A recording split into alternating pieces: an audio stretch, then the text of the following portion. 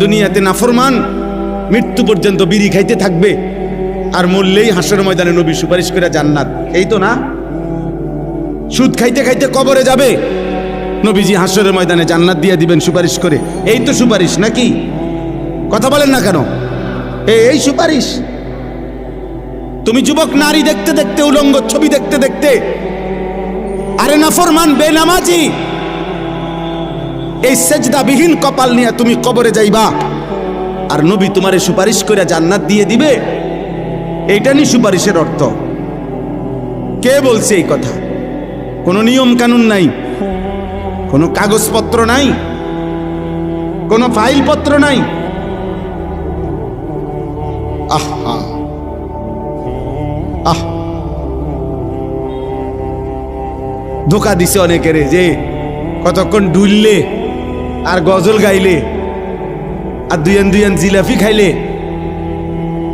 আর মুখে শুধু কইবা বিড়ি খাও আর সিগারেট খাও, সুদ খাও আর ঘুষ খাও, বেড়ি তোমার পর্দা করুক বা না করুক, হালাল হারাম মানো আর না মানো, শুধু কইবা নবীরে ভালোবাসি। এটা মুখে কইলে সারবো, এটা মুখে কইবা শুধু, এটা মুখে শুধু বলবা, গুনাহ ছাড়তে হবে না, বন্দেগী করতে হবে না, এমনি এমনি সুপারিশ হয়ে যাবে। সুপারিশের মানে এই হাউজে কাউসারের পানি, আপনি সাফ কলের পানি আপনি সিপ দিবেন আর পানি পড়ে যাব। এটার জন্য কোনো কাগজপত্র দেখাইতে হবে না, এটার জন্য কোনো আমলনামা দেখাইতে হবে না। তাহলে